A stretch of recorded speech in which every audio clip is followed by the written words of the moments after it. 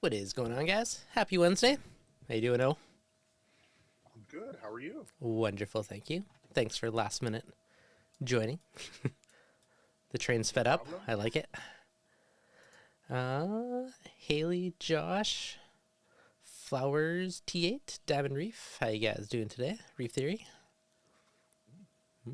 R Dirty Tube. Who's that? I do I not. like that name though. Yeah. Do. How are the Gonnies doing? I had one Gonnie melt, which sucked, but the rest of them are good. It just An entire tank full of Donnies. That is risky. What- That's exciting, bold, but risky. I've only lost one, and one just like melted over like a day or two. I tried to save it, but it still melted, so it didn't work. However, the one that wasn't opening is now opening and flourishing in a beauty, so that's good. So overall, pretty good, minus the one. The Aptasia is still an issue, but I have stocked Can up. you get your hand on nudibranchs? Not yet, but I did get a couple boxes of F Aptasia to go wild on it and tame it down, at least for now, until I get some nudibranchs. Some nudibranchs. I was trying to get my hands on some nudibranchs. I had a friend locally who eventually gave me some. Nice. But man, oh man, the price. How I remember much? years ago buying them. Right now they're $35 a piece. Ouch! Yes. A couple years ago, I remember buying them for $8, and I remember when it was $10, I was complaining. Then I remember when they were $15, $35 a piece. Dang. I think I paid like I think they're $20 and I got it at bulk deals. I think I paid like 17 or 18 or something. Dang. $35. Ouch. Can't hear who? Oh, it was quiet. There you go. Fixed. They say oh, there you go. Yeah, I had it turned down for background music because I was gonna do a solo one, and last minute you're like, "Can I join?" I was like, "All right." So, So it's my fault. Got it. oh, should be back. So apparently in the U.S. nudies are crazy overly priced. Untitled Gardens. Do you sell nudies? Oh, might need some. Is it? I mean, I for one, I'm never gonna say overpriced because retailers charge what they charge. You decide to buy it. But man, it's just I don't know if they're just hard to breed or in the winter they're hard. They're just hard to, I don't know what it is. But man, the adults were 35. I think you can get the younger ones. Man. That's crazy. Wow. I mix things. So I put 6, I think, into my nano, and they cleared out all the Aptasia. It was great. And then I was like, oh, I'm going to add some to this tank. I could only find one. I have not found a single other one since. So I theorized that all my super awesome little inverts probably ate them, which is expensive stacks. So they did their job and they got rid of all the Aptasia, at least in the display. I'm sure the overflow has some. But yeah, then they were gone after that. So that kind of sucked. There's a company. What's their name? The ones that do the captive bred yellow tags. What's their? I forgot their name. Biota. Biota's doing Berghias now, and apparently they have a special type of Berghia. I don't know what's so special about it, but they show it eating multiple things. But yeah, Interesting. I would start a Berghia farm. Do I need? Okay, do I need to sell? Do you need to grow and sell coral? I mean, I think you can make a gazillion dollars selling Berghias. Oh, totally. Trio. Are you kidding? $175 for 3? Where did you see that? Where did you Biota's see website. that? Is it? I thought it was $99. Well, it says well, US probably. They double it for us. Wait. They're like, your money's not Wait, good is that here. the We US charge you price? double. I don't know. It says Yeah, oh, it's 180. Is that- Ooh. that can't be for 3. I'm starting a Berghia farm for that much. Damn. Yeah. No. It was $99 last week. I saw it. It was $99. A group of 6 from Biota. Dang. No, that's a 6. I think that's 6. The trio is out of stock, so I think that's a 6. Ah. So just saying, that's a 6. Okay. Oh yeah. Okay. Still okay. expensive. Yeah. Anyone have good experience with DIY phytoplankton? Yes, I do. What would you like to know? That's crazy. I think I'm gonna buy maybe like 10, not from Biota. But and throw them in my tank, and hopefully they'll get rid of them. But I'm going to go to town with Aptasia when I get a chance, and take out all the ones that I can find. When I was in, I don't think he's here. I think he's on Instagram, but someone gave me sodium hydroxide. I hope I'm saying. Please, Yes. I don't know if I'm. Yeah. Oh. NaOH, sodium hydroxide. Yes. And he even gave me a special plastic container to keep it in after you've mixed it because it'll melt. It'll melt regular plastic. Yes. You're using that to calcium kill Aptasia? hydroxide. No, I use calcium hydroxide. There's a difference, right? Yes. Sodium hydroxide is kalkwasser. Calcium hydroxide is what I use. No. Well, there's also potassium hydroxide. No, they're okay. Let me go get it. Let me go get it. Okay. Let me go get it. Let's not confuse anymore. Let me go get it. What's going on, Woody? It is. Okay, bigger looks different. I saw them last week on Facebook Reefing. Huh. I'm curious what this sodium hydroxide. Yes. I have some of that. So I did say it right. It can melt you. You are correct, Dan. Do not get that on your skin. Wear gloves and glasses. It absolutely killed the Aptasia. It also I didn't realize. I remember he was telling me be careful how much you use at one time. My alkalinity skyrocketed. And your pH probably did too. Yeah. Well, I had turned off the flow, so I didn't know. Okay. But yeah, apparently it's lye. I think there's something called lye. Yes. So it is very potent for alkalinity. So yes, my alkalinity skyrocketed. So yeah. I dabbled with dosing that as an elk supplement just for the pH benefit, and it absolutely works, but it's nasty, nasty stuff. Like, it'll melt your skin nasty. Like, proper. Like, wear gloves. Has a pH of 14. Yes. Yeah, super high pH. The cool things about hydroxides is it gets rid of the carbonic acid in the water and basically makes your pH go up that way, which is really cool. But yeah, they're super nasty, so it's always a trade-off with that stuff. Never had any luck with Aptasia control using calcium hydroxide. It seems like they shrank for a week, but then came back in force. Yeah, honestly, this Aptasia to me seems the best because it kills them, but it also creates a little tomb for them, so it kind of kills them plus traps them at the same time. So if one method doesn't get them, the other does. But this stuff I find works pretty well. Yeah, reefer fish melters. You know what, guys? Let me just say this: I do not recommend. The guy who gave this to me, he gave me like a 5-minute lecture of it. He even gave me the container to mix it in and gave me the container to store it in. So he gave me like some kind of hard plastic or something container to store it in. So I just want to say here, please do not use this. I just wanted to make sure I get it right. There's a skeleton hand, which is what you will look like if you don't use safety precaution. Nasty please stuff. Do not use it.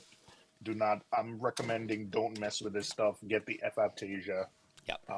That's better for your life and your kids and your soul. And your flesh. Yes. Also, don't mix it in the house if you do use it. I didn't succeed in eliminating Aptasia and got a bigger, but I can't find the second one. Oh, if you only have one, does Aptasia that baby? Surprised? Yeah. Potassium hydroxide doesn't also have something else. It does say it's caustic on the label, though. But I added some nudibranchs to... forgot to take the little plastic bottles out of the tank at work. So I added the Aptasia to the tank at work, to the nudibranchs. So hopefully they take care of the Aptasia because nice. At home I have a copper band, so that takes really good care of the Aptasia. So I think I'm gonna try adding one again, but I just have to decide what to do with my yellow Tang. If he stays, if he goes to the sump for a while. Or my water box. I don't know. Got to decide what to do with that, though. Yeah. It's the tricky bit. But yeah, Berghia does a fantastic job as long as nothing eats them. Mm-hmm. I don't have any peppermint shrimp. I don't think I have any wrasses that'll pick them off. Mm-hmm. And in the big tank, I never added any to the big tank because I have wrasses. So yeah, I think we're fine. Yeah. You know, I have had them in tanks with wrasses before, and they've been fine. I feel like there's enough nooks and crannies that they're pretty relatively safe, but. And by the way, guys, with nudies, I think you put them in and then you sort of leave them. They take a while Mm-hmm. to work because I think if you have an Aptasia infestation, it takes a while before they breed, before there's an overwhelming. Um, Same thing happened because I put them in and then I think, oh, it didn't work. And then all of a sudden you come back months later and it's taking. So same thing happened to my harlequin shrimp. I had a Asterina starfish problem because when I would get up in the morning, my tank would be covered with them, like fully. Mm-hmm. Then one day I added the shrimp. The next day I got up, oh my gosh, a few days after I added the shrimp, I don't know if they sensed the shrimp, but the glass was super covered. But they were on the upper, I guess they sensed. But what happened is over time, I remember listen, that was 4 months ago. I remember one day getting up and like, oh, I'm only seeing 10 on the glass. Where did they go? And then, of course, one day I just saw the harlequin just hiding in the back. Yep. If I didn't need to catch that yellow tang, I wouldn't have noticed that he was still alive because I thought he was dead. I was like, oh, he didn't do his job. But there he was, munching on starfish. It's funny how and they all hide at the top of the glass, eh? When you add one. when you add one the next day, you couldn't see from the top 4 inches of the glass because there were so many. But yeah, they're getting eaten. So, yep. Yeah, that's pretty cool. Woody, what's going on, buddy? Refeed too. Oh, Woody. I know. Da-da-da. Do you, yeah, I don't know. I think eventually I'll try, when I find a copper band that's like super healthy at an LFS one day, I'll probably try again. But yeah, I gotta temporarily evict the yellow tang or something when I do it because he was too much of a jerk last time. Box, probably. Yeah. I gotta put the yellow tang in the acclimation box, give the other one a chance to settle in. Yeah. I could put him in my water box, but he's kind of a bugger. But again, there'd be lots of other tangs in there to like put him in his place. So yeah, I don't know. And then you got another yellow for this tank. Yeah, if I find a tiny one, I'd like trade somebody. But copper band's better than yellow tang. Yeah, I would agree actually. All day. But it's like all day. It's funny. Even now, that's like harder to get yellow tangs. I'm like, do I want to part with mine though? You know. But yeah, I would. Copper band's probably one of my faves too. So the other, I have 2 yellow tangs from Biota. I went to Petco and Petco had 3. Put them in quarantine. Yeah. And 2 survived, 1 died. I think I wasn't feeding them enough because you get them so paper thin. When you get them, they used to sell them like they were like an American quarter. That's how small they were. They were almost like see-through. Dang. So after the first one died, I was like, all right, I'm gonna pound them with food, but do a lot of water changes. And they're the ones I have. I've had to take out other fish that fight with them. So the powder blue, he attacked a bunch of other fish. Yeah. My koi tang and my Achilles. Dang. There was a purple tang that I think my auto feeder ran out, and somehow he went mental and started attacking the yellow. When I've had all 3 of them since babies together, so they grew up together, and the purple just went mental one day. So really? If I get another purple, I'm gonna get a tiny purple and make sure he's smaller. My purples probably tries to be the boss in my water box. Yeah, but now I have a gem. I have a gem and 2 yellows, and they seem to be getting along fine. So I don't know if I want to upset that balance. That's fair. I think then probably a tang I'm gonna go for is probably a white-tailed bristletooth, which is a different color, a different. You can kind of see him right there, my whitetail. He's been pretty peaceful out of all the fish. Like, he's a pretty peaceful tang. I know it's blurred, but... Anthony, $20 super chat. Thanks, buddy. Much appreciated. Thank you very much.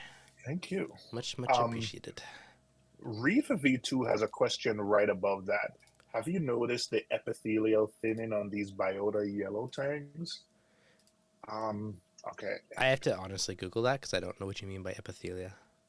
Yeah, I'm Googling it right now.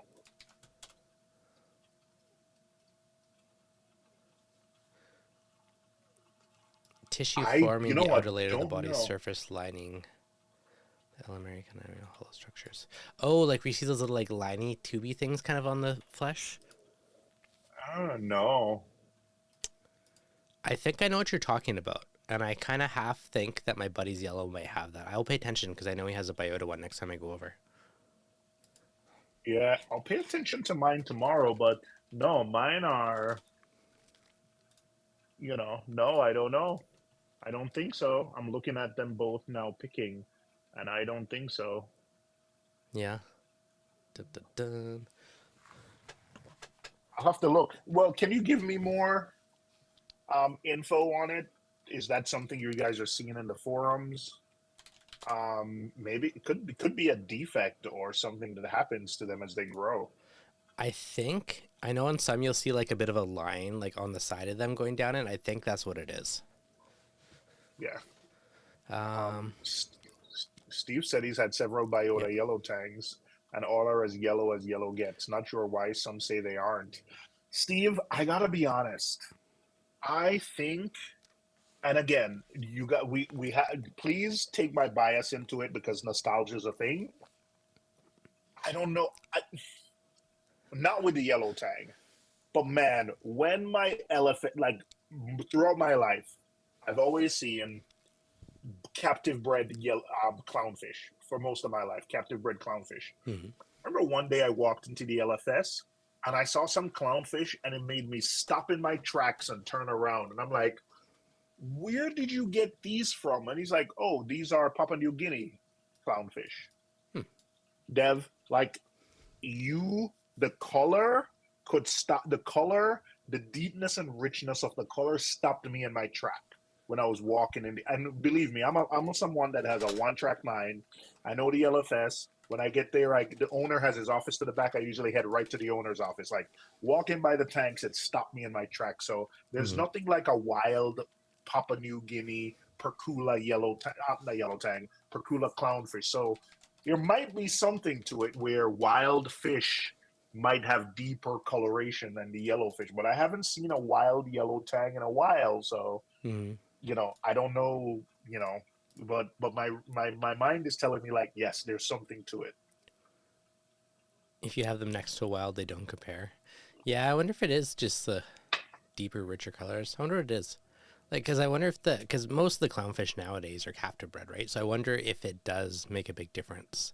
You know, 99% of the clownfish if you see a wild like a Papua New Guinea clownfish, Dev, yep. you will you I will keep an eye out now. I need to know. oh you someone didn't even need to tell you. You just stopped by and like, wow, wow. And it wasn't like a fancy color. It was just orange with black. It wasn't like a, hey, this is a thing. I just saw the richness of the color. Mm-hmm. I was like, wow.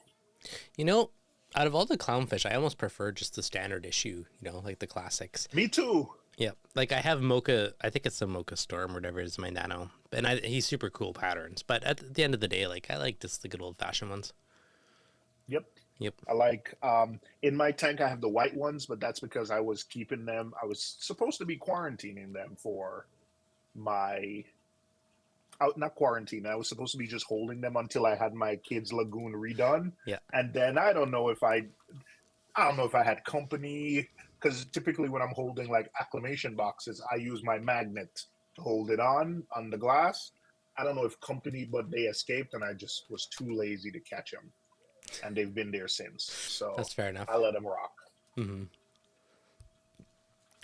Wild Yeah. probably has a big impact on fish color. Yeah, probably. Yeah. I remember when BRS Ryan was Mm-hmm. doing fish food. I remember there were certain things he recommended, pericoccal powder. I'm not pronouncing that Oh, right. there's That he like, said brings out red. There were some yeah, things specifically he was recommending in foods yes, that he said this brings out the reds and this brings out the greens. So, Anastasia. What the frick is it called? yeah, I know. I would know what you mean though. Like Anastasia. I can't remember the hmm name. But yeah, there's yeah. definitely stuff that they add to some foods that do it, and supposedly makes a big difference. Thank you. That's That's the whatever word. Than put. Yeah, Yeah, whatever Than said. yep. Astaxanthin. Yeah. See, I could never remember that word for the life of me. But 100%. That definitely supposedly makes a big difference. Oh, my order. I don't know if I ever told you, but normally I order from BRS, and my order shows up in like 5 to 7 days to Canada. Like it's pretty good. For whatever reason though, UPS just like dropped the ball, and my order from Black Friday sat in a warehouse for like 2 months in Vancouver before they finally shipped it. So it finally showed up. But I ordered those on Black Friday or whatever, some like floating frag racks, just so I can put like Ooh. Gonies higher up in the tank and just like, I don't know, mix it up a bit. Ooh, nice, So nice. I ordered. they just showed up. Some, Speaking of shipping, oh, that's cool. Oh, you got multiples. Are yeah, they the same shape, or are they all a little bit unique? yeah, I got just 2 different ones. They're on sale on Black Friday, so figured I'd try them. Okay, all right. Yeah. Or speaking of shipping, I ordered Trident NP reagents. Ooh, I gotta do that one You day. know they've been out of stock, and I ordered from a bunch of places, and they were all out of stock. And then I guess everyone got it in shock because they shipped it. So now I'm gonna have about a year's worth, I guess. Perfect. Um, There. because Marine and Reef and some of the other places were like, "Hey, do you want us to give you your money back?" I'm like, "No, just keep it and ship it when you get it." And I think everyone just got it at the same time. Probably. So I'm hoarding reagents. That's fair. I add one to my cart for future use. Thank you for the reminder. Yeah, you do. Yep. I fixed mine the other day. Back in business. You motivated me to to do it last time we chatted. You're like, oh, it's great, and mine had an error, so I'd like took it, opened it, and just like flushed out a few of the fittings, and now it's back in business. It's super easy fix, but I just need the I motivation saw to a do it. video where CJ's Aquarium said there's like a cleaning process with bleach that involves bleach. I haven't done it, but I like it, man. I really do like it. I think I'm just, again, not that BRS watches, but man, it's just the price. I'm hoping the price of the reagent. Last week, actually, on Greg's, not Greg's, on the SCMS live stream, Yes. someone, he wasn't a representative, he wasn't representing Aperture in any way, right? He was just a club member, right, who works for Aperture. Was it? And he said, hey, because of the reagents, they had to train employees to handle the reagents, and they had to retrain everyone how to handle it. So I think that maybe had something to do with the reagents, like not being in stock as often. But I really do hope the price comes down. Yeah. No, I agree. That would be nice. Yeah. Also, I know we had the equipment episode, but man, Ooh, have you seen? I think Greg posted about it. That like Aquawiz or something elk tester. yeah, oh, That thing has where's me my intrigued. tinfoil hat? What? Where's my tinfoil hat? Because that's exactly what I was. The only thing I have metal around. That's exactly what I was going to talk about. And Greg and I have been trading text, and he's been sharing some graphs. Like, I am really intrigued. So supposedly it doesn't use reagent. It doesn't use reagents. Interesting, and has my interest peaked.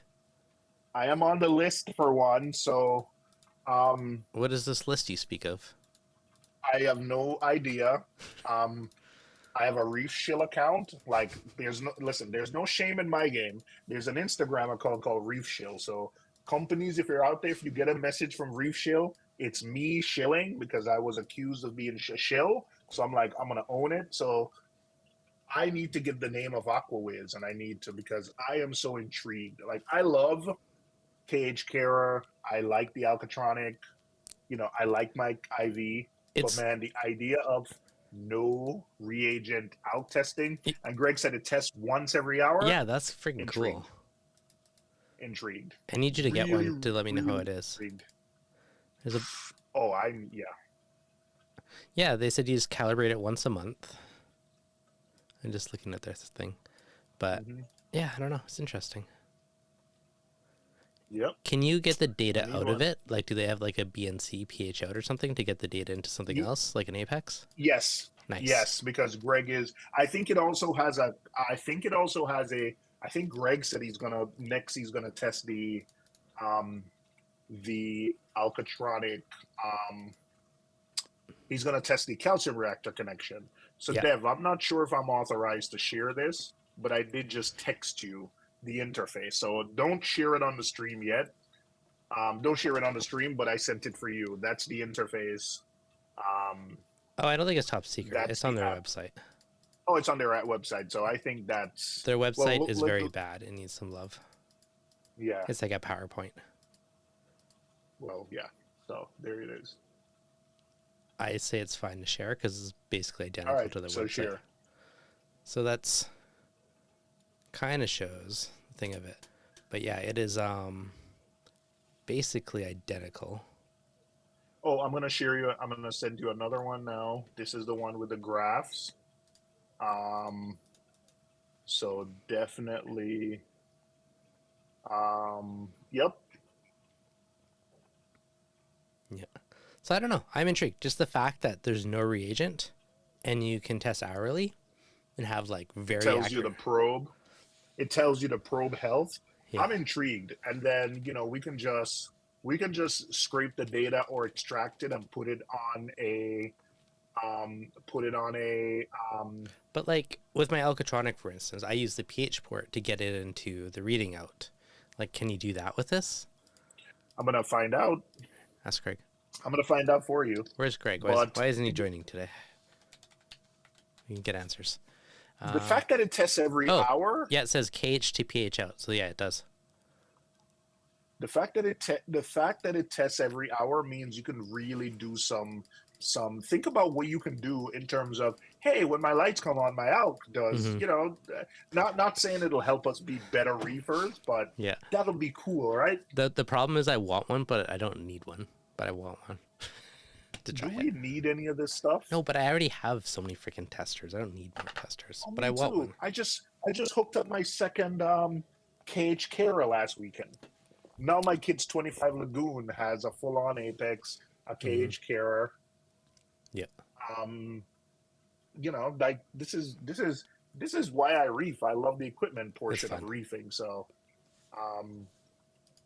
but yes. It is. Oh, it has dosing too. Listen, I'm intrigued. Just order one now, and then when you get it, let me know how it is, and let me know if I should buy one. Yep, working on it. Perfect. Working on it. Perfect. I like it. Yep. I think I didn't take any videos when we're in. Oh, there's Greg. I didn't take any videos when I was in California, but Dev, I'll get you some videos. But I'm intrigued. I want one. There. Greg's on. I just asked him. Just to double check. Yeah. Yeah, so Greg, can you do the BNC port to get the pH reading into an Apex or an aquarium controller from the AquaWiz? Dun, dun, dun. It's a very important question because the ability to integrate it, like standalone systems are fine and all, but when you can get stuff working together, you can do a lot more fun things with it. Yes, it has BNC. He says yes. Nice. My thing about the KH Carer is that you couldn't integrate it, but I like that it has dosing. Although it has an API for the hydros, and I think in the future, like it's the same type of API that the Alcatronic has. So I'm hoping at some point in the future, the Reef Factory deals will have APIs that'll allow you to integrate with any controller. Yeah, it's kind of weird because there's like some of the companies, they like to only work with their own products, but I feel the more compatible you are, the more does a sales pitch, right? Because then people are like, oh, it'll work with my systems. Why not get it, right? I think it's easier. See, it would be easier to get me in the ecosystem. Yeah. Because then if you have a full-on Apex or Hydros, then it's easier for you to test. See, I happen to every Reef Factory device I use, I like. I do like. I think I would be more into the ecosystem if it connected or if it interfaced, right? Yep. But listen, they're working on it. I know. I like it so far. Yeah, we'll see. We'll see. Dan's getting sucked into the fresh water. The shrimp I have were cool. Before I was in the reef tanks, I was super hardcore into the planted like high tech shrimp tanks for a while. So like I had CO2 injecting and lights and like dosing fertilizers and carpet plants and all that jazz, and like tons of like the crystal shrimp and neocardinal shrimp and stuff. They're fun. Yep. So far, okay, this is Greg. So far, I love it, and I'm sure I'll love it more once I pipe the data into a controller. That's very cool. Man, the whole no reagent thing is so tempting. I know, right? Yep. Once an hour? I know. Tempting. Greg, hook me up. That's awesome. That's cool. Let me know. Keep me updated on this. I need to know the long Yeah, so term. that's something I'm intrigued with. The other thing that is on my intrigued is the Panta Surge. Yeah. Is that like the really big beastly pump? No, it's you still use your Panta ray, but then there's a device. It's basically an acrylic box that makes a surge, water Hmm. surge device. Be good. Do you Yeah. worry about water splashing out of your tank from that? I think the demos that we've seen, Hmm. they put it above tank to show it, but that thing is not supposed to be out the water. Okay. Fair enough. Yeah, I think the demos you see, they put it above water so you can see the effect, Hmm. but no, it's not supposed to be out the water. Okay, that makes sense. I saw another one which was kind of funky for like a wave machine where they basically, like in a wave pool, they have a paddle that essentially goes up and down to make the waves. And they had one like that Interesting. for like a wave thing. And I always thought like that'd be kind of cool if you build a little like tower paddle box thing as like your wave maker for the tank and just get a standing wave going in it. I always thought it'd be kind of fun Yeah. to try and Ooh, build one because it would take not much power, I'm sure. And is a standing wave? I've always wondered, is a standing wave better than just doing pure laminar flow? I think a standing wave has more potential to move the entire water column. So you have laminar flow and it's, kind of going past your colon around it, but you're not getting everywhere. Where if you get a standing wave, it's rocking the full water column. So I think you get more movement for everything. But the flip side is I think it's a lot harder on your silicone and your seams and everything when it's constantly being bashed back and forth all day. Um, Greg said, "Question: Who's going to get the surge first?" Of course, you're going to get the surge first because you keep calling Joe every day. It probably already has one.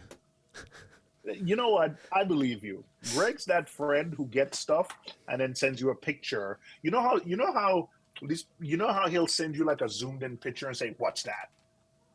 Yeah, he's Yep. that friend. Yep. Sounds like Yeah. him. Hmm. Hmm. It's all right, man. You think people are your friends and then you find out better. Just saying. That's just the surface wave of the paddle. No, but if you put the paddle down in the water column, you can get the whole water column waving. Like depends where the depth is of the tank. You know what the best thing to do is a Carlson surge device, but I want no part of that. Yeah, it's not really living room friendly. Yeah, maybe if you had a garage Yeah, one day, one or day. a basement. You don't have basement out there? Do you guys have basements? Yeah, Okay, so you could do it in the basement. but then I got to move my tank down there. You see the predicament here. Oh, okay. All right. No, no, say no more. One day, when I have an in-wall tank in a room to do fish stuff behind it, then I will do all kinds of crazy things. No, Until you'll then, move your one day. You'll need eventually the kiddos plural will take up all the extra room you got upstairs, and then trust me, Dev, you'll get relegated to the basement, right? And then yeah, you just turn down there and become a hermit. See, yeah, maybe. One day I still want an in-wall tank. I don't know why I like them, but on a corner, so you see two sides of it. Like I don't know why, but I think that'd be a cool way to do it. And then the room behind it is like your fish room. yeah, Anyone have the yeah. Tunes Ecos? Is that the little waterproof light bars? I do not have, but I've No, always thought they were cool to try. no. Tunzi. I think came out with. I think I'm I'm half right, half wrong. Not sure where, but I don't know if you realized that, but Tunzi has redesigned all of their controllers, where now I think they're cloud enabled. I haven't gotten my hands on one to test it, but I think Tunzi's pumps now are cloud enabled. Hmm. They've also done something where you get the same flow and it's using a lot less wattage. So they call those the eco. So Hmm. I don't know, like the 6255 is eco, and the flow rate, you might get the same flow rate with like almost half the power. So Hmm. um, Bonus? yeah, yeah. You know what? Tunzi doesn't get enough love, man. They don't. Hey, I I think we gave get. them love because I did a video on one because I bought the Osmolator 3 and I put it on my Nano and it's so far it's sweet. It's like perfect. Like it was kind of Isn't it? semi ridiculous because I had the 3155. I didn't need it, but my buddy needed an ATO, so I bought the new one. I'll give my old one. But it's, yeah, like the only thing that annoyed me is sometimes I put my hand in the water to overflow and the alarm's like meh, like it was so loud. I know you can disable it. I did it on one of my controllers. Haven't done it, but like I put my hand in there or something and you're tripping the alarm and all that jazz. But that little tiny one, it's, 2/3 of the size. The power bricks, everything, it just fits nicer under the desk. There's less stuff to worry about. It's good. The best thing I can say is I installed an Osmolator 3 on my kid's Nano Mm-hmm. about a month ago. I took the ATK off because it was too big and bulky. Mm-hmm. And the only time I think about it is when I'm talking. The two times I've thought about it since the day I put it on Mm-hmm. is when you and I have spoken about it, which for an ATO, the fact is, I've never had the old Osmolator 3155 fail, and I put this on, no beeps, no anything. It just works. Exactly. And that is freaking scary good. Yep. I didn't have to think about anything, didn't have to do anything, and it just worked. Yeah. No. The other day I went agree. in, I had to look at it in the dark. I was in my kids' room after dark, and I was looking to see like, oh, the light's on, the little light's on, and it's green. So I know it's working, but nothing. That's what I mean. Does the job. It's perfect. Yeah. The old one has been like solid for me for years. So I was like, okay, the new one's got to be good.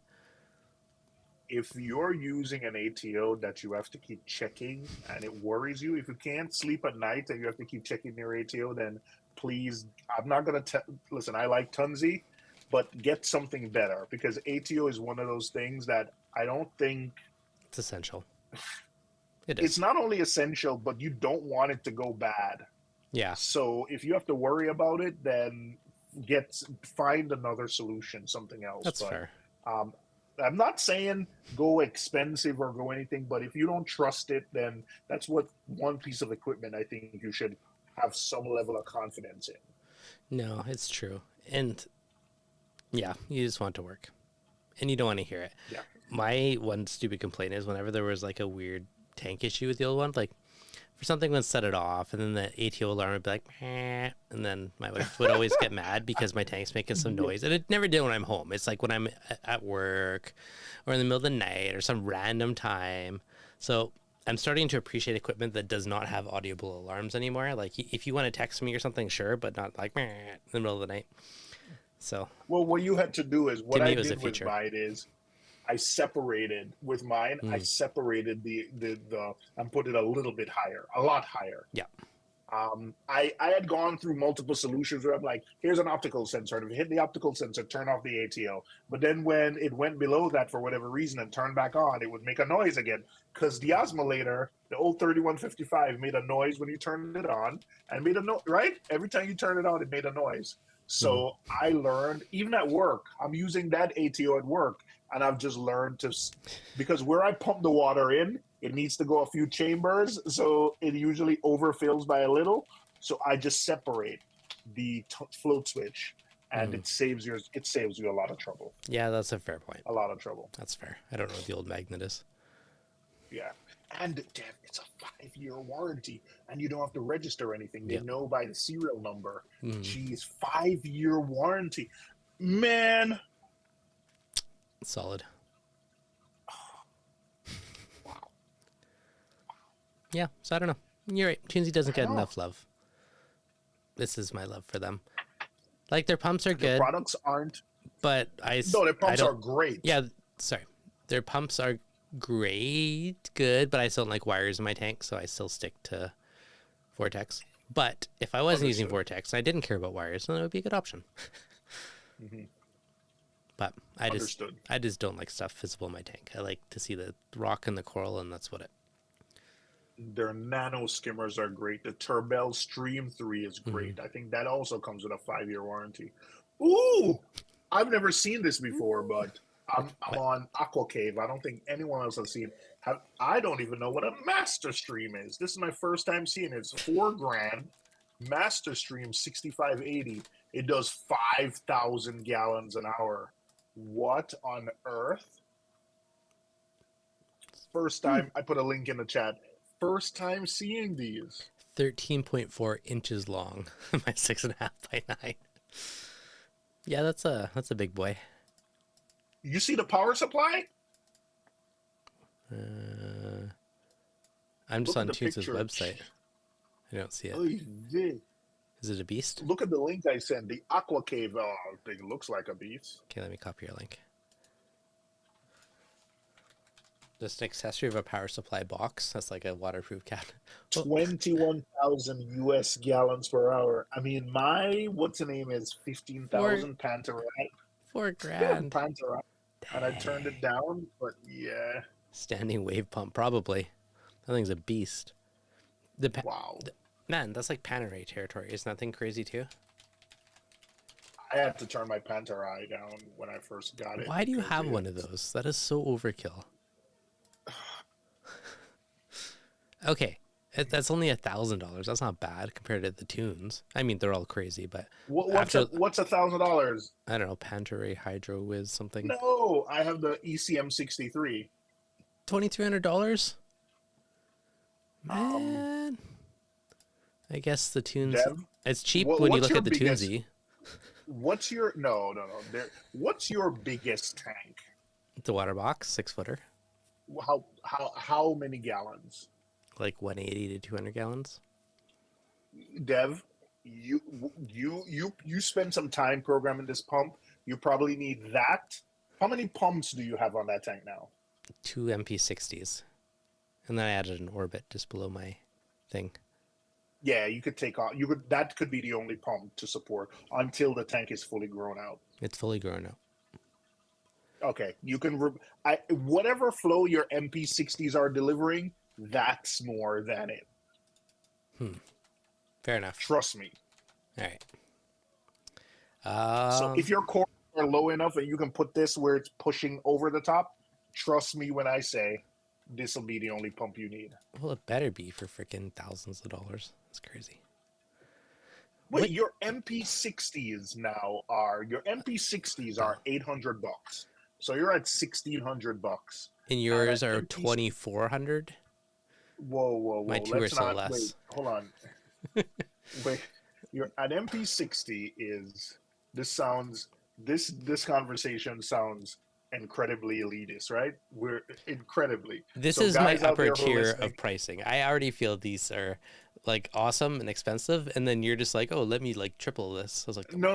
I'm saying you're too rich this for my pump blood. is going to be with me forever because I've asked around and people have these for you. It's like an Abyss. You buy an Abyss, you buy one for your entire life. Something that comes with a 10-year warranty, you buy one. Mm-hmm. So this is going to be with me for my entire. We're going to be old men with walking canes. I'll be like, my Pantarite. Bad this since I was a young buck. Yeah. So wait. So this is 9,000 gallons for my single Panther. Yeah, no. Okay. What do you think about Night Crew and Higer products? The newer Night Crew lights I think are pretty solid bang for your buck. If you want budget solid lights, I think they're great for that. And as for Higer, I honestly haven't used them in ages. I think I used freshwater lights back in the day on shrimp tanks, but that's about the extent of my experience with them. Looks like they have jar style pumps and other stuff now. They look fancier than they used to. I've seen people with the tanks. I think the Night Crew Gen 2, the pucks look like the old Radeon Gen 4. But I think watching YouTube videos and just watching the discussions, there's enough people who've had successful tanks with these where they're worth it. You might not get the bells and whistles for a Radeon, but I think if you're on a budget, they're a solid choice. Yeah. Same thing with Higer.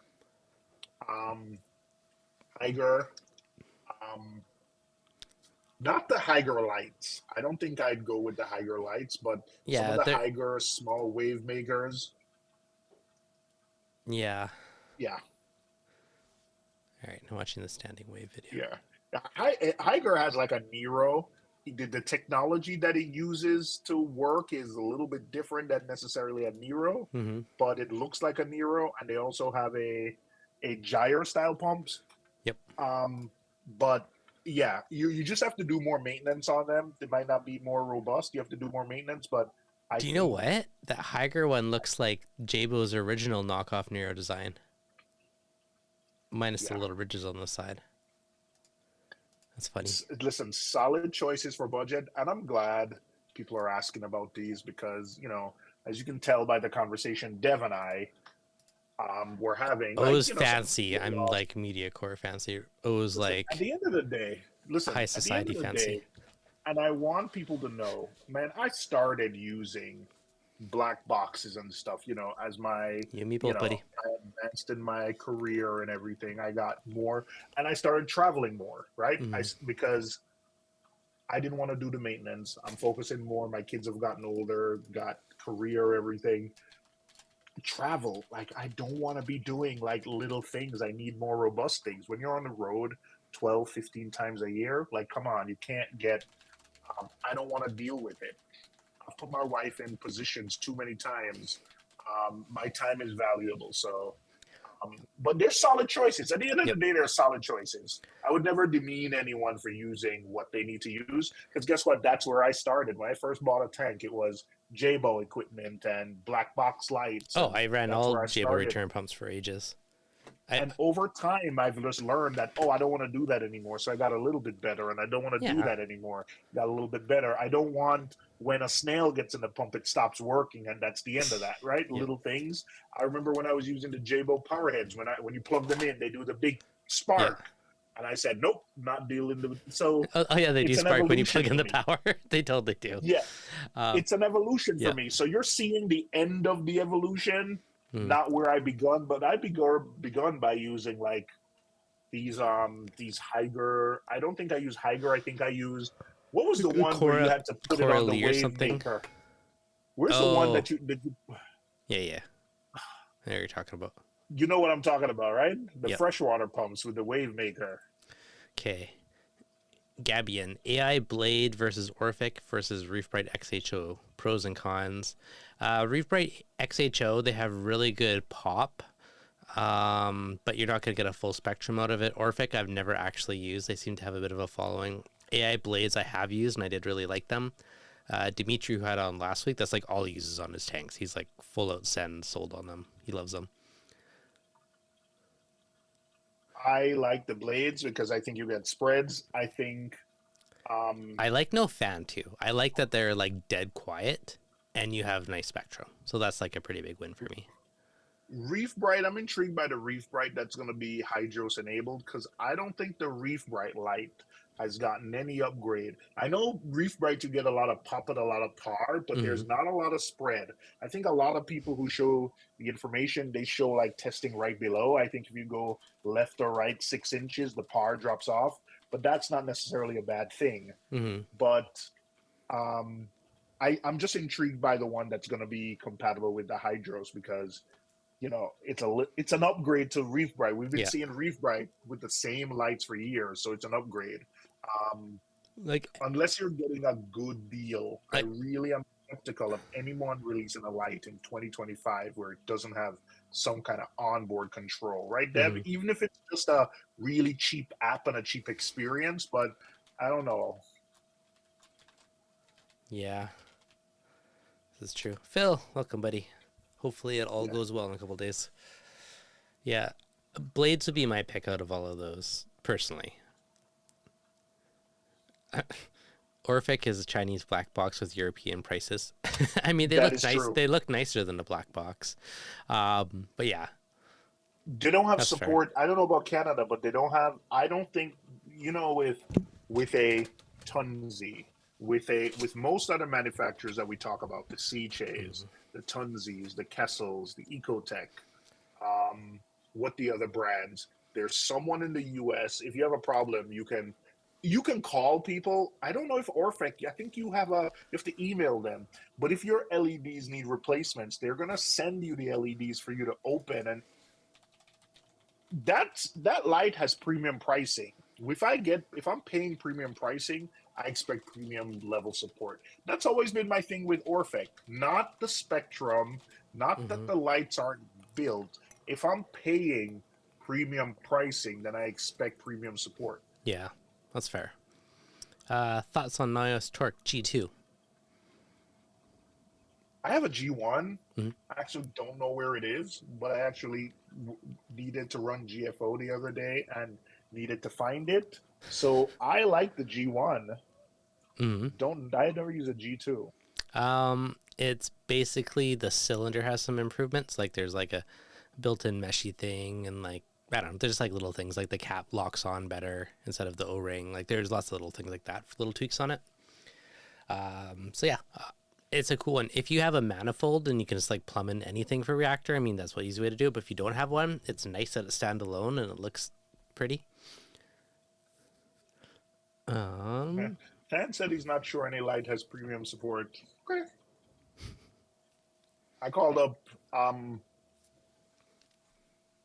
Kessel 2 years ago, and I was like, "Hey, I did this thing with this light," and they're like, "Oh, no worries, sir. You get 2 year warranty," which I didn't even realize that Tunzi has a 2 year warrant. Not Tunzi, Kessel. Kessel has 2 year warranty. So yeah, they ended up fixing my light under warranty, 2 years. Mm-hmm. Um, yeah, Yep. Um, I have not had Kessel, so cannot comment. Ecotech, never if had a I've ever had an issue, they've been amazing for me, so they've been good. you never had a Kessel? No, Oh man, I that had Kessel okay. shit. Here's another one. I had a buddy, and he had an issue with his Nero. I was like, why don't you call their support? He's like, "Arr, arr, arr," and eventually he's like, called them. He's like, oh, they replaced the motor body. I was like, yeah, their support's great, same as Ecotech. And then he's like, oh, I didn't know they'd be so good. I was like, I told you. After he took him like a month for him to finally listen to me and just call them. Like they stand behind their stuff. So I'd say they're one of the better ones for support, in my experience and like unbiased friends' experiences. It's been a while since I've had bad support from any what I'm considering the premium companies like Mm-hmm. Refactory, Tunzi, Kessel, Ecotech, Neptune. Um, it's been a while since I've had really Seache. I remember my Ultra Zero needed a new impeller, and the day I called on a Tuesday, by Wednesday I got a tracking number, which was really shocking. So I don't know, man. It's been a while since I've had not great support. Yeah, that's true. Okay. Yeah, Gabe, is the Trident NP accurate?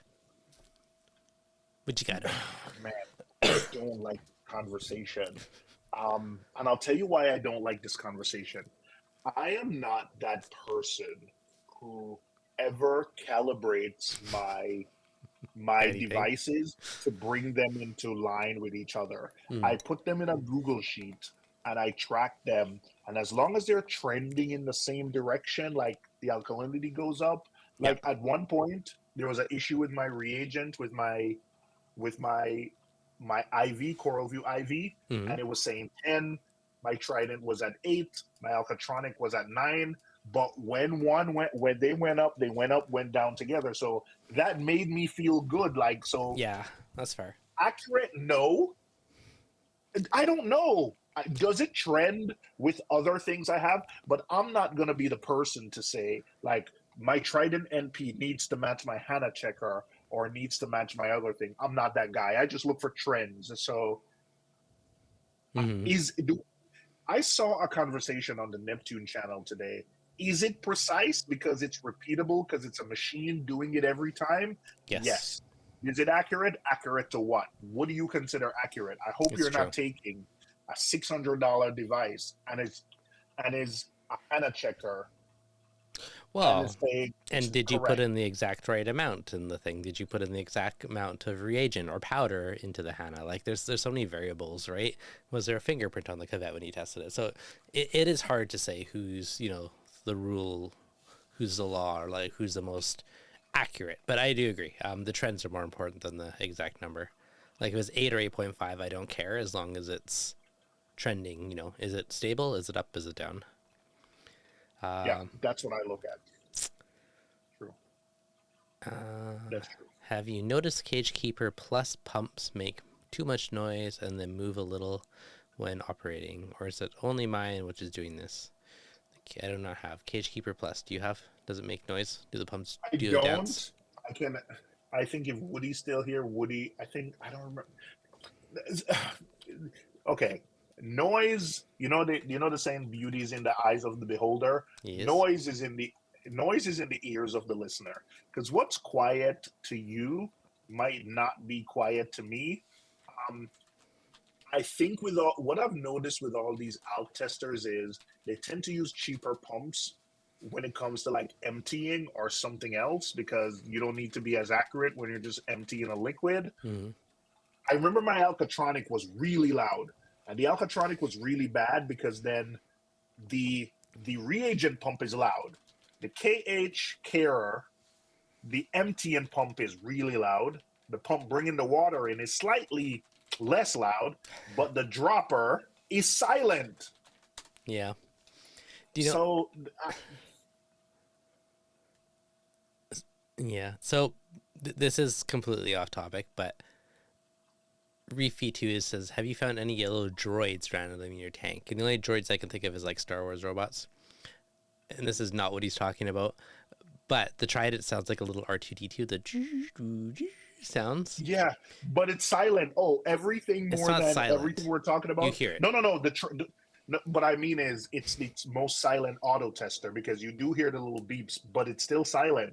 My KH Keeper Plus, I think it is. The little guy. Okay. That is the quietest freaking one ever. That thing, you barely Well, that's what knows he's testing. asking about. That's what he's asking about. Oh, yeah. Keeper Plus. Oh, I do have that one. Oh, see? That one's like dead quiet. That one's super quiet. Mine does not do a shimmy. I barely even notice if it's testing. It's so quiet. If you put it on a wood stand, so mine is on the floor, and I notice when I put it, my KH carer. But if you have something mounted to a wooden stand, the vibration. Actually, the most silent is actually the Coral View IV, because all you hear is this little clicking sound every time the pump does a rotation. So you actually do not know. Yeah, you do not know that it's running, except you hear a clicking sound. It's silent when I say so. I think the KH.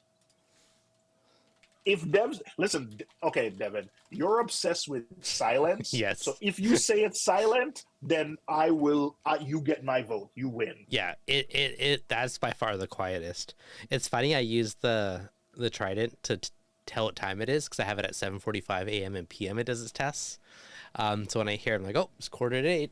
It's funny, but it's like my timekeeping. So I hear the sound effects throughout the house. Anyone have any recommendations to get rid of Aptasia? I have wrasses, so nudies and peppermints get eaten. Wrasses don't necessarily eat nudies. I've had wrasses and nudies in the same tank, and they've been fine.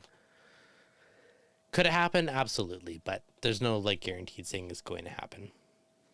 I've had a Melanaris and something else. I had 2 wrasses in my old shallow tank, and I thought I was out of nudies, and I was dipping stuff when I had flatworms at one point. Also, I found like 50 nudies in my tank randomly in the cracks of frag racks and everywhere.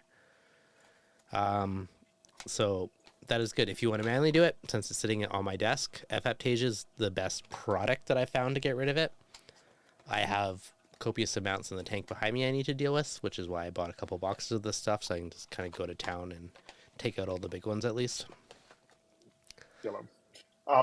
Josh Allen says a Trident is loud.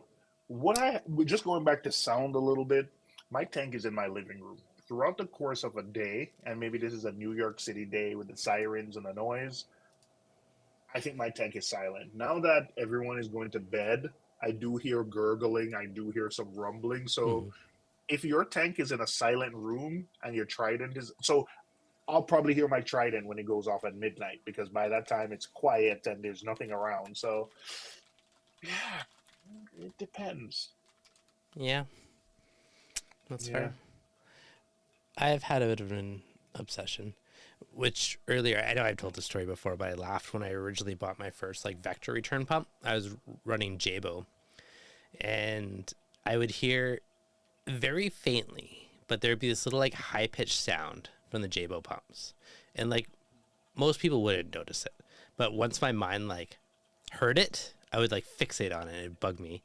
And my LFS had the Vectras on sale. I was like, I'm gonna buy this. I'm like, if I buy it, can I return it if it's not quieter than my Jabo? And he said yes. So I did, and I took it home. I was like, damn it, it is quieter. So then I kept it, and I've been hooked ever since. But it's like, I don't know if it's like a have like OCD or something, but like I would hear this like very faint, high pitched sound, so zzz sound, and I'd be like down the hall, opposite end of the freaking house, and I'd like hear this sound and fixate on it. And even though like no one else would notice it, I would just like obsess over it. So I have a bit of an obsession with making tanks as quiet as possible. Yeah, but I do know the sound of your tank because I'll come out in the morning or you'll come home and you'll Mm-hmm. hear something like some you might not even look at it immediately, but you'll be like, my skimmer, something was I was like, something's off with the skimmer Yeah. because so it turns out there was salt creep or it wasn't sucking enough air, but I knew that because the sound was off, right? Mm-hmm. The other day I was doing something and I messed last weekend I messed up and the siphon break for the ATO container, I put it below the water line, so it pumped too much water. When I came out in the morning, I knew the sound of the tank was the harmonic vibration of the tank was different because the sump was full, and I Mm. knew, and I knew. Um, so yeah, we're weirdos, Yeah. obsessed with sounds. My other bit of fun last night, my Apex was on the fritz, and I was like, "What the f?" Like all my modules are flashing. I was like, "What the heck happened?" And it was bugging me for a while to figure out what was up. But I remember years ago, this happened to me once when I had one of the USB-C, aka Aquabus cables, fell into the sump and it had water on it. It was like shorting out some pins and it just messed with everything until I unplugged it. And I found out one of my modules, I don't know if salt water got in there, but something was buggered. But one module in the chain was like messing with it all and making everything flash like there's a communication error or something. Yeah, So I found that one and I took it out and everything was fixed, but it was like driving me nuts for like an hour. I decided to do a water change on my tank and all this jazz, and then I was like literally ripping out stuff, going through, checking everything, and eventually found it. So that's my drama of last night. there's a comment there by I think Jay. How many times do people need to check their D gauge per day? Greg, Once if per hour. Greg's tank uses 2 DKH per day. If I'm manually testing, once per week. With an auto tester, at least once a day, twice a day is nice. If I have Greg's That's fancy, I would do hourly because I could. I could do well, more yeah. now, To but be I'm cheap, honest, so I make my reagent last longer. but your mature tank, Yes. you can test it once a week because you know what it consumes by now. You have an idea, If but you're new to it took a while dosing, to get there. if you're new to dosing or a calcium reactor or a calc or something, you're dialing it in, you want to test it daily. If your stuff's all set up and it's super stable, then you can go longer. Yes, there's 100% advantages to testing, multiple times a day. Can let you know if your equipment's off, if you run out of something, your calcium reactor's out of CO2. There's a bazillion things they could tell you from testing, hourly or a couple times a day. But, once a day is definitely nice. If you could do more, the merrier, right? Like I could test 4 times a day with the Trident, but me don't like buying reagent, so I'm like, okay, I kind of hacked it and I just test twice a day, so it lasts me twice as long, but straight off.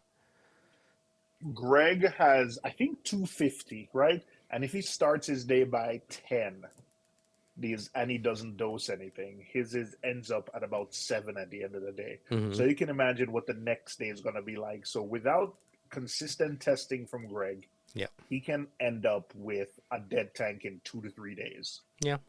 With everything stressed out. Not okay, a dead tank is me being dramatic, but he can end up with a really stressed out tank with stuff going brown in Yeah. 2 to 3 days. So that's why, Yeah. I know back in the day people didn't use it, but There's we have access to it definite now. advantages too. And if you have auto testers that are super cheap and it doesn't cost much to test a lot, then yeah, there's definitely value in it. Yeah, but you don't need this stuff. There was an Apple ad a while ago said, here's to the crazy ones. We are the crazy ones.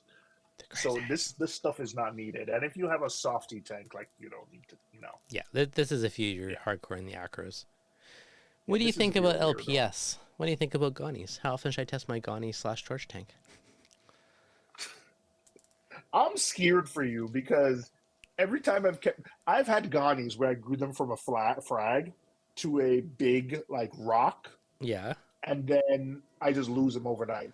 I don't know why.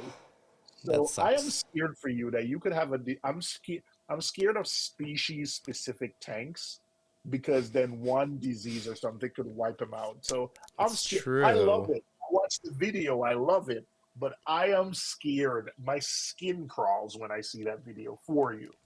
You know, That's what it is. I've only lost one Gonny.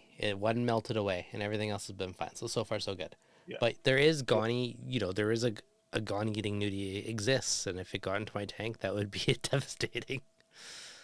I've spent far too much money on Gonnies over the while. And I'm still hunting for more. So, yeah, that would suck. So you dip them before you put them in, right? Potassium chloride. Depends where they come from. You dip. Okay. It depends. Like, in theory, I should have dipped the ones I imported, but but they also were traveling for quite a while, and it would add a bunch of stress to them.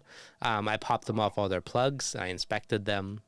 Everything else, I didn't see anything on them that worried me, so I popped them in. Gonnies don't have many pests. Like, there is a disease that could affect them, and there is a Gonny eating noonie. But normally I would do a potassium dip. But they were traveling for a few days, and I'm like, I don't want to risk losing them from the dipping stress. If I would have saw a single pest, 100% I would have, but I didn't see a single thing that had any concern. So it depends. I'm not sure I would have done anything different than what you described. I'm still praying for you, though. Yeah, it depends. Like, I remember one time when I was traveling, I had like a box of freaking corals I bought from shows and stuff like that. And they wouldn't let me check it on the airplane. It was delayed, blah, blah, blah, blah. And then when I finally got them, I dipped them, and I lost like half of them because of the extra stress from dipping them after all the extended travel time and stuff. So I was like, so I mean, perfect world. If I had the space, I would have a fry tank where I'd just throw all new stuff in, let it chill out for a week, and then I would dip them and put it in my tank. But so it depends is my answer. Night tank? Yo, silly me. What? I don't know what was happening. I don't remember what got into my mind. So I have a vinyl on the back of the tank, and I decided to cut through the vinyl. So you can I admire think your wall? so, I don't remember. I think my pump was jumping off the tank, and I thought it was the vinyl. So, but then something came into me the other day, and it wasn't noticeable before because the coralline algae, and I don't know what got into me. I decided, let me start cleaning the coralline algae. And when I finished that spot, I'm like, oh, well, now I gotta wait for it to. Oh, sorry, I just noticed that. I'm like, you idiot. It's a lovely gray wall that I see through the tank now. You idiot. It happens. Happens. Do you clear tank versus background? You could backlight your wall now and give it a funky effect for your tank. No, I think I'll just probably get a mini brush and just put it behind there and just paint that thing with black. I mean, you could just slap on a chunk of vinyl again too. I could, but yeah. Our Emperor Angel's I do Reef need safe, to finish probably my not. tank. My wife's been telling me to finish my tank. That's the padding stat. Yeah, I do need to finish my tank. Mm-hmm. I do. It's about time. Our Emperor Angel's Reef safe. Most angels are a gamble, so probably not. Depends on your coral. No. No. I've seen them, but it's a risky endeavor. Black, light it with red. You said backlight with red. Yeah. Couple angry eyes. You know the kind of angel I have? I want a Rego. And my LFS keeps getting them in. And because West Coast Reefer had one in his tank. And I keep getting them in the LFS, but then they don't look healthy, or they're not eating, or by the time I go back, they don't have them anymore. So I want a nice one. I do want a fish is so pretty. My Emperor Angel eats trachees, acans, the juicy stuff. Yep, anything fleshy and tasty. Expensive. Yummy. Yep, so it's definitely a risk. If you had acros only, I mean, they might nibble at polyps, but LPS is definitely a gamble. Yeah. I think you wait until your tank is grown out, then you add one, not add him, because if he bothers frags, right? Yeah. I do like flame angels, and like some of the other ones like that are pretty cool. It's been ages since I've had one. I know. I find that they nip more flame they and do. a coral beauty. Yeah. Coral beauty I find nips less than a flame. What's The the the orange flaming through the tank is actually pretty yeah? beautiful, right? It's just a, yeah. Is it a There's chevron? I not a lot think. of fish with that vibrant color. Is it a yeah, the chevron? I haven't had a chevron before. That'd be kind of a cool one to try. I don't know how they are, but they're like the orange with like the funky little blue lines and stuff on them. I think they're hard to get now. Probably. Someone said a multi-bar angel looks sick.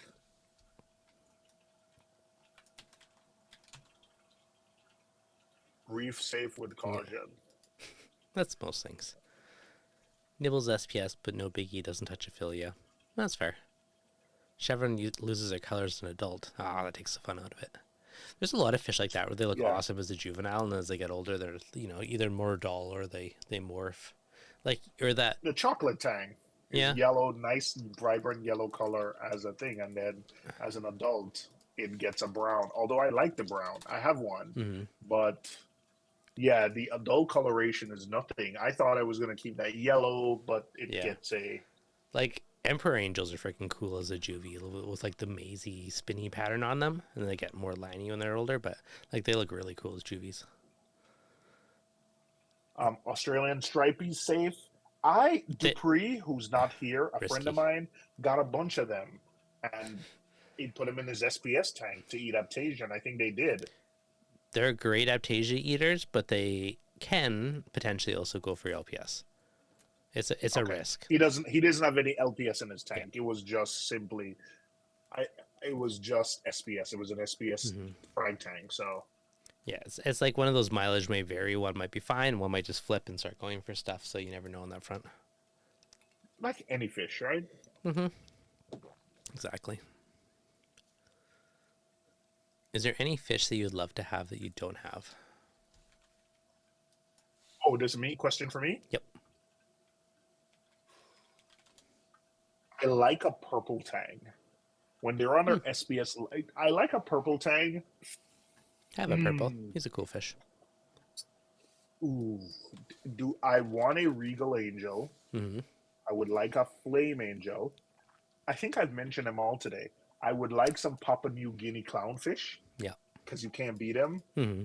Papua New Guinea clownfish, flame angel, regal angel. I Yeah. think those are the fish I would want now. And purple tang comes the last after all those four, That's fair. those others. But and you know what? I think I would want. This fish has always intrigued me. Um, it's an Anthias. I don't know about to tell you. It's a deep water Anthias. Mm-hmm. Um, it's the. Is it called a sunburst Anthias? I think Oh it's yeah, called a those are pretty. sunburst Anthias. Yeah. I have some lyre tail Anthias, but I really do want some male Yeah. Anthias because the male, like the Indian, from what I see, like the male Anthias, they look so pretty. Um, but the fathead sunburst Anthias, I don't know. I've just always liked the way they look. Yeah. Huh. Holy Yeah. crap, they get big. Looking at them now, maybe I'll change my mind. But I don't know. Back then, I was intrigued by them. Yeah.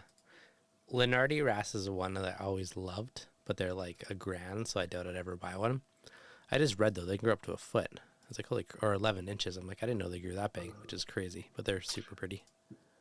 Speaking of which, I bought a tiny, tiny orange shoulder for my LFS. Put it in my 25-gallon. Mm-hmm. I was like, oh, I'll have him there. I'll take him out. That thing, I feed my nano pretty heavily because it's all LPS and it has a filter roller which to take everything out. Man, I'm gonna have to take that fish out. Less than 6 months later, I'm gonna have to take that fish out because maybe it's just how often I'm feeding, but he's gotten so big. Mm-hmm. Yeah. I thought I'd have him in there for years. I don't know why I thought years, but no, he has gotten. I think he's about 3 inches. I need to get him out. Yeah. Yep. So Dun, dun, dun. I'm not gonna tell anyone to not buy fish and put it, but those of you who say you're gonna take the fish out, I trust myself to take a fish out because I've done it so many times. It can be But, hard to catch you some know, fish. Like, it can be a battle. Just I'm, throwing that I, out there. to catch the powder blue, I had to I broke stuff. Like I had to glue coral together, back together. Yeah. I broke stuff taking. In fact, I didn't even bother putting some of the rock back in. It was to me. It was instead of redoing some of the rock, I'm actually gonna get someone to help me do like a new half escape. It was so difficult. I just took the rock. I just threw it out. You're like, not worth it. Yeah, not worth it. Not worth it. One time I was Yeah. trying to catch a flame angel to get out of my tank because it kept eating my coral, and finally I'm like, that's enough. I literally had to rip apart half the tank to get him because he would so fast and he would just dive under every single rock. And yeah, it can be a battle to get him out. And this was a big powder blue. It's not like it's a small wrasse. It was a big fish, and it was still a pain to try to catch it. Yeah. My So what I eventually doing was like took 75% of the water out, and still had to take rock out, and I caught it. dang. Yeah, that's a lot of work. That's something to keep in mind if you're going for a fish that you're going to have to remove. My Melanaris wrasse has been wonderful, and I've had him since he was tiny. But now that he's big, he's a pain in the butt because he'll flip over corals to try and check underneath for pods, and he'll knock stuff off my rocks constantly because he wants to get to the bottom, which drives me nuts. So it's a trade-off. Some of these fish are awesome, but when they get big, they can be a pain in the butt. But he's been like a survivor. Like I've literally had this guy since for like a bazillion years. So it's like, what do you do? I used to on the list of my fish. I used to have a blotched Antias on the list of fish I wanted, but then when they get big, they look kind of.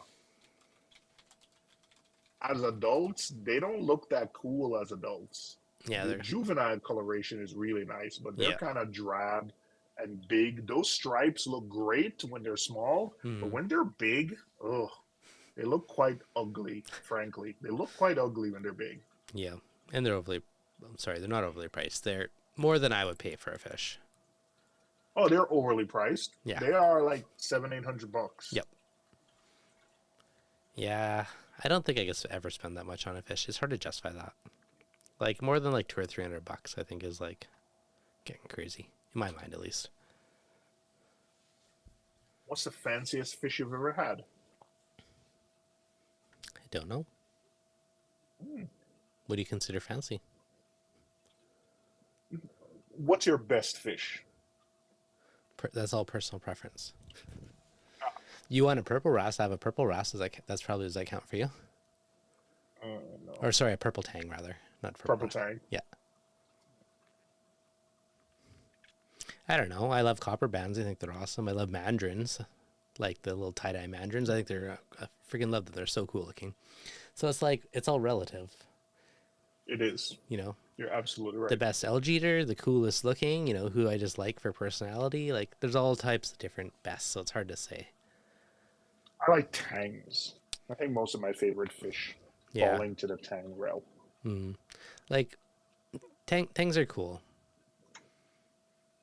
Yeah, like I miss my powder blue. He was a cool fish. $200 in Texas. I'm coming to Texas. Nick, I might be in Texas this year for a You conference. just found an excuse. Yeah. Ruby red, blue red, or psychedelic. I like the tie-dye. I don't know if he's considered. Is psychedelic the green one? I think it's the blue one that's my favorite personally. In my mind, Why are black tangs so expensive? no idea. I think the black scopus, I think because they're rare. Probably. I think it's the same. Gem tangs were expensive because they were rare. They are black tangs are only found in specific areas of the Pacific. Hawaii. So, yeah.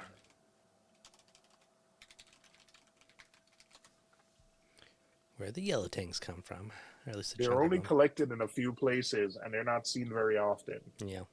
So, gem tangs used to. Black tangs are from Hawaii? I thought black tangs were from. Okay, let me Google this. Oh no, I thought black tangs. It's funny now because I'm like, yeah, like gem tangs used to be a fortune. Now they're $300 or $400. Like they're I cheap thought now. they They used were to be like, crazy. yeah. I know like gem tangs were from, yeah. Oh, someone said they're from other places, but not as black. Hmm. Interesting. Do you know what's funny? If you're a new reefer, you'll be like, why would you buy a black tang? Like, I bought a reef tank because I want colorful stuff. Which is funny because even like I've had that mentality before. And like over time, I'm like, okay, they're kind of cool. And that being said, I have like a black torch, which is like super dark tentacles with like just the bright tips. And I'm like, that's kind of cool because it's different. It's kind of funny how that changes over time. Jay said I thought black tangs were from Asia Pacific. I think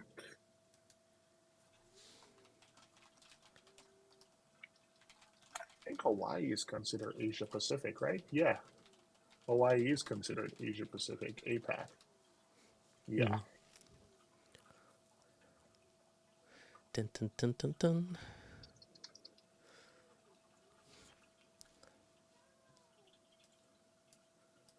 From Asia Pacific. They're out No, there. is it? No, I don't think so. What? I think Hawaii is halfway in between the U.S. and okay. All right, guys. Forget I said that. Don't worry about it. They're out there. Once in a while, they get found. They're not as common, thus are they more expensive. Anything rare is more expensive. Anything that grows slow is probably more expensive. Anything that grows fast is considered a weed and is cheap. That is the way of reefing. Except Xenia, still in demand. I still see people buy Xenia at these shows. That's because it pulses and it moves. I won't put it in my tank, but I still love Xenia. Like, one day, I'll put up a little nano just for Xenia, just for fun. I should do that for an office tank. That'd be A the Xenia, easiest. a Xenia Refugium, right? No, I should do that in my office at work. Just Xenia. Just throw it by the window. Don't eat just one power head. That's it. And Xenia. Be hard to die. It's not a bad idea. So Than said the Hawaiian ones are not being collected, so the ones in the trade are really expensive. He Yeah. was gifted cheese. I've heard so many rumors. Didn't they lift the ban? No, I haven't heard that. Yeah, that's a good question. I've heard both ways multiple times, and then they were deciding. Then I don't know. I don't know the true state of it right Yeah, I don't know either. So now. sort of, not really. Yeah, exactly. Like they're reviewing it or they're changing things, and yeah, it's kind of in limbo at the moment. Dun. True. My Xenia is That's fine. true. Don't spread like people's do. What do you think? Would you do a Xenia only tank? No. No. No. Like if I do Xenia, I don't know if I'm gonna do this. I'm just thinking out loud right now. Like just like a little 5 gallon or something. You put it by the window. Can be sunlit. Don't even need a light. Do like a single power head, like a Nero 3, and just throw in like a couple shrimp or something easy. Be like the easiest tank ever. Not interesting enough for me. This is like a work tank where you want it to be like next to no maintenance. This is my thoughts. GSP only tank? Yeah, that'd be easy too. But I wouldn't put Xenia in my Not tank. interesting. But it pulses and it moves, which is cool. Goodness. Yeah. Softy. How do LPS and softies do an aqua tank with high light and flow? Generally, you put them lower in the tank so they get less light.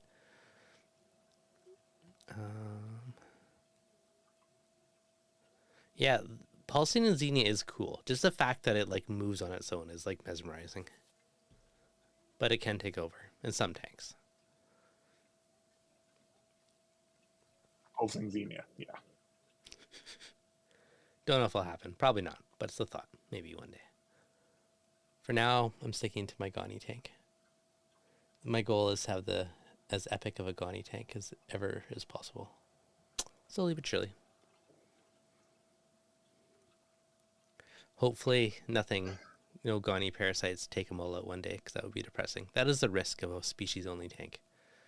But Yeah. so far, so good. I'm rooting for you, though. I'm rooting for you. Thank you. How's the vivarium? The vivarium is doing well. It's pretty dang grown in right now. The little froggies are doing good. They're pretty fun. Snap a quick photo. Hopefully no frogs jump out.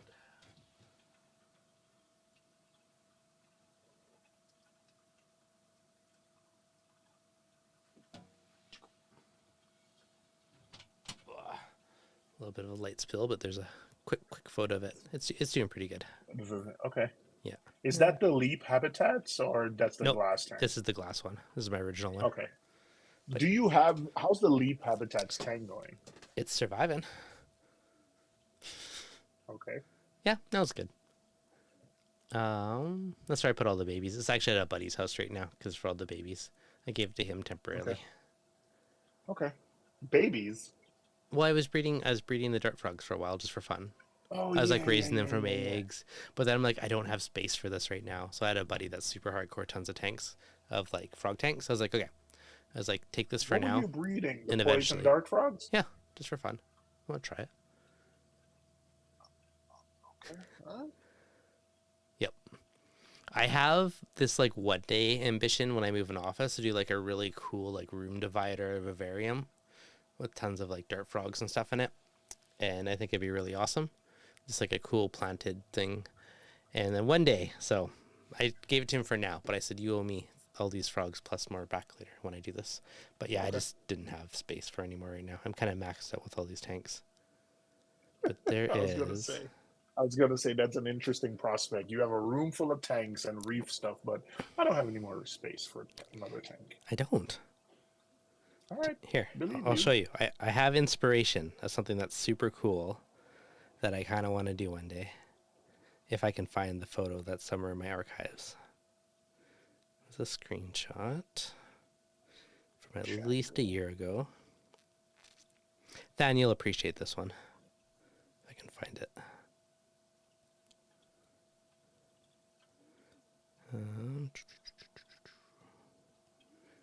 Further back. Way back.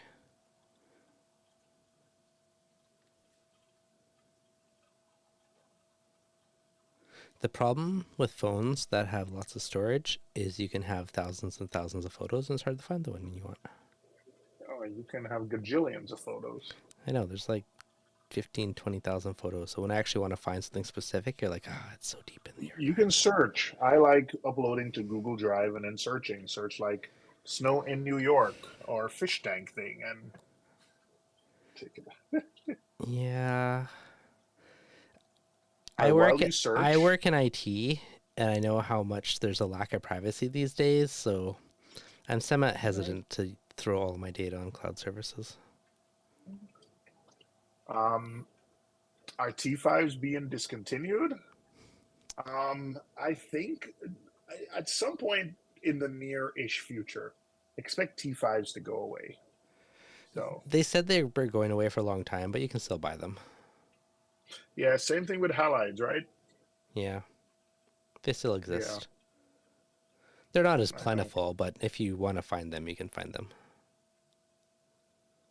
Yeah, did a pretty good job of finding terrarium. Okay, I'll have to show you later. One day when I find this Here's photo. a question for John from John Williams. What's the trick of keeping a trachea alive? I love him, but can't keep him alive.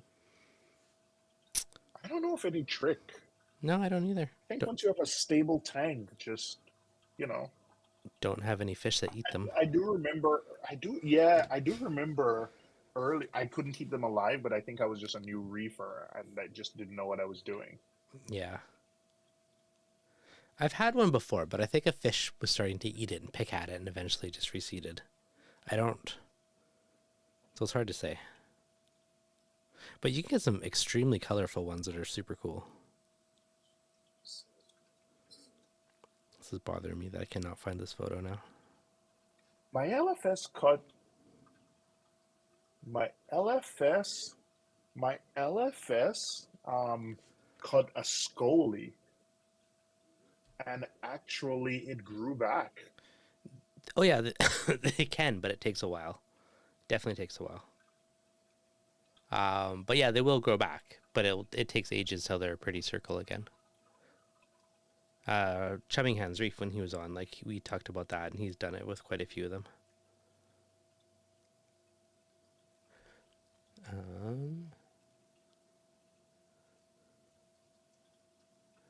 Beginner LPS. and you get Scully to breed and multiply. There are people that are breeding Scullies. That's pretty cool. Ah, here we go. Check out this. This is like a peninsula, like room divider tank. Yeah, focus. Hide my face. And it's super cool. Oh, And I think that'd be awesome as like a giant dart frog tank with like glide plants. Focus. you want to go all out. Wow. Yeah, that's like one day feature, something along those lines. But I need the right space. Like I need a nice big office and have that as like a room divider type of thing. Grand plans. Just need the space and probably money one day. I have a giant paludarium type thing. Rich Ross has been talking about would be cool. Everything living on top. Yeah, the other thing I thought as well would be like having a saltwater paludarium would be super cool. I don't know. It's just like different things, right? It's like mixing the hobby with different aspects. All right. So we are up there for an hour and 45. So we'll wrap it up pretty quick here. But Is it really been that long? 1 hour and 31 minutes. Da-da-da. So if there's any questions that we didn't get to that are burning and you need an answer, you want to know, now's the time. Yep. Let's just scroll back and see. Yes. Xenia's kind of cool. Yep, cool. I don't know. I love What about a mech? pulsing Xenia. Okay. Like this, the movement is mesmerizing. How old is your long nose? Oh, that was a question for Thad. Yeah. Got a Gen 3. There's a downside to getting Gen 3 what? If you got them, Gen 3 Radions, Oh. if you got them, Radion or Scully? if you got them for a good price, Mm-hmm. Is if reefing you got a them at a money good pit? price and you have them already, keep them. Yes, yes, yes, it is. It can be. I do it for the enjoyment, not for. It doesn't have to be, Right, but it can my be. hobby. So, when you first start It's my out, hobby. I yes, don't think of it as a Every money hobby pit. is. It is my enjoyment. but it's like now though. Yes, I've bought a lot of Ghanies, but for the most part, when I want corals and I see someone selling them, I just trade them stuff now. So it's like essentially free now. But it took a while to get there. There's like years of reefing until you have tons of stuff to trade. But it can be at first. You can do it super cheap. You can spend lots of money. It's like choose your own adventure. My acan is fluffy but not colorful. Try feeding it. When I used to be hardcore into acans, I found when you fed them, they became more colorful after a while. Yes. Feeding definitely helps. Yep. It's not something I'm willing to do consistently, so I don't keep 8 cans anymore. Reefing is not a hobby, it's a way of life. It makes me happy. This is true. I second Agreed. that. There's it is totally way of life. Spend the money, who cares? Yeah, you do I what got makes a you question happy. for you, Dev, Ask away. before we go. Yes. What's your show schedule like in 2025? I know I bothered you about this last year, Not a clue. and you didn't give me a solid answer. I'm gonna try So- and do at least one show. I haven't figured out when. I haven't booked anything. Orlando, California. When is Orlando? Orlando's my favorite, but I don't know if the timing's gonna work out. April 26th and 27th, I think, or 25th and 26th. You know what? Is it April? Yeah. Maybe. I'm going to be doing a little vacation with the family late February, back in March. So maybe. Potential. Okay. Potential. And then California is in August, you know? You know what? There's potential. California is a short trip. There's potential. you. If I can find like a cheap flight and hotel, then there's some potential. Well, you bring the fam to Cali, man. Disney Then down it's the street. expensive, but that would be easier to say yes. So it's trade off. Yeah, you bring the family. Disney's down the road. All right. I'll see what I can do. Yeah. Come on. All right. Can a Potential. Chaeto reactor crash a tank? No. No. I don't see how. Nope. Only showing my calendar is Reefstock Denver. You know what? I promised Brandy I would at least look at that show. So, oof. That's close for you, Than, though. That's a nice advantage. Yeah, I know. Yeah, I know. I know. Definitely gonna do the Reefapaloozas this year. Yep. Doing the Connecticut show, the Connecticut Reefapalooza Orlando, Reefapalooza New York, my home show. Reefapalooza, California, because I love hanging out with those guys. I've Aquashella, never done New York. Cali, so that might be a good reason to try doing it. Aquashella is going to be in New York, New Jersey. I've always said I don't think because of the breakdown of that show it's 3. I wouldn't travel to it, but if it's going to be in New Jersey, I check it out. So definitely going to check it out. Any disadvantage to calcium reactor besides space and setup cost? Lower pH. That would be the other disadvantage. But otherwise, it's one of the cheapest ways to dose, in my opinion. Especially when you have an SPS tank. It's a good investment up long front, term then over time. Long term for a large tank with lots of coral, it saves you lots of money on dosing. New tank, starting out, small tank, don't bother. I remember when Reef Bum was doing 2-part before he went back to his calcium reactor. And that guy was going through gallons of the stuff. Gallons of 2-part. I forgot what he was using, whether it's the BRS stuff or it was ESV, but he was going through gallons. He went back to 2-part? He went back to bolus. I have mixed opinions on bolus. The jury's still out for me. To me, it's just like... The jury is not out for me. It's just jury is basically what you did before dosers. You dump some alkaline in the morning, you dump some calcium in at night.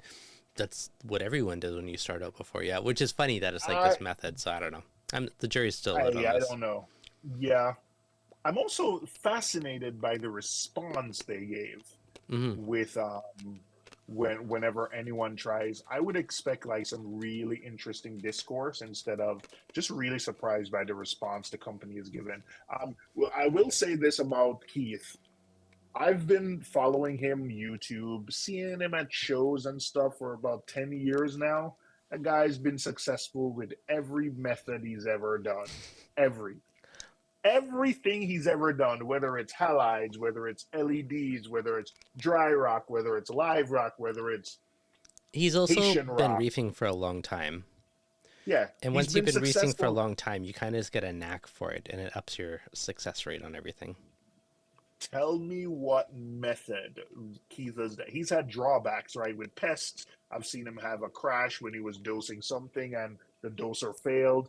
But Keith is successful at everything he's done in reefing. So I have no problem that he'll be successful doing bolus because, right? He just has a knack for reefing. Yeah. I don't know. Yeah. I'm still not sold on like if there's these big advantages. Oh, you're being not sold on bolus. That's putting it lightly. I don't think there's anything special about bolus. I think their packaging. I don't think there's anything special about bolus. And the thing that really got me is they were shooting down methods that people have done for 20, 30 years, right? We've been successful with 2-part. But bolus was what people did 20 or 30 years ago. There was no doser. You dump in your elk before you go to work. You dump in your calcium at night. From your lips to God ears, Dev. I totally agree with you. Just saying. Yeah, so I don't know. Jury's still up for me. And listen, look at, I don't know if he saved it as, but I think Greg has tried to do some of the stuff with bolus. And for instance, like doing certain things with the lights, and I think he's seeing some of the same things. And we've also, Craig Bingman was on the stream the other. I think the people who I trust with chemistry and the stuff I've asked, don't seem to be impressed with it. So I think, not that it won't work. I'm not saying it won't work. I'm just saying there's. Well, it will work because people used it years ago, and tons of tanks are fine with it. So yes, there you go. Yep, there you go. The jury's still up because I don't see a reason to swap to it, but I don't know. Maybe if people have all these big advantages later, who knows? But I don't know. All right, kids. Thank you for hanging out tonight. It's fun as always. Yeah. Queen Blah of Ghosting. Chato, clean my water. If you don't have filter socks, Chato basically works as a big thing to trap particulates in Refugium, so essentially will help clear your water. All right, guys, thank you for hanging out. It's been fun as always. Oh, thank you for joining me tonight. I appreciate it. I appreciate you having me on. I appreciate you joining and me. Listening to me rant. Well, it's always good conversations. And And Anthony, Thank you for the super chat earlier. Much appreciated. Yeah, Isn't that thank you. 2-part manual dosing? Yes, it is. All right, guys. As Yes. always, enjoyed it. That like button. You make sure you subscribe. Want to check out O's channel, Reefing with O? Catch you guys on the next live stream. All right, take care. Bye. Bye.